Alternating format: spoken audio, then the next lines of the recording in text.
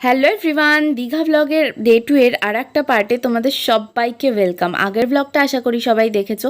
মা বাবা এখানে বিকেলে চা খেয়ে নিচ্ছে, দেন আমরা চলে গেছিলাম ওল্ড দীঘাতে। ভাই অর্ডার করেছিল চানা আর আমরা নিয়েছিলাম আলু কাবলি। এই সব খেয়ে আমাদের ভীষণ ঝাল লেগে যাওয়ায় চলে গেছিলাম আইসক্রিম খেতে। ভাডিলালের এই আইসক্রিমটা আমার বেস্ট লেগেছে, তোমরাও ট্রাই করো।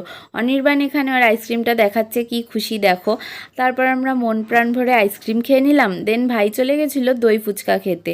আর আমাদেরকেও অনেকবার সাজছিল, না করার পরেও শোনেনি, যথারীতি অনির্বাণ একটা টেস্ট করার জন্য নিল। এক্সপ্রেশন দেখো ওর কতটা টক লাগছিল ফুচকাটা।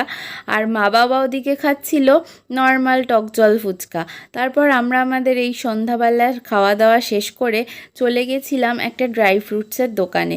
গতবারও মা এই দোকান থেকেই নিয়েছিল, তো এইবারও সেখান থেকে নিয়ে নিল ঘরের জন্য কিছু। আর এরপর আমরা চলে গেছিলাম হোটেলে গিয়ে সেখানেই খাওয়ার অর্ডার করে খেয়ে দিয়ে ঘুমিয়ে পড়েছিলাম।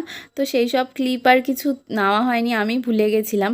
তারপর নেক্সট ডে ব্লগের জন্য ওয়েট করো। কেমন লাগলো অবশ্যই জানিও। টাটা।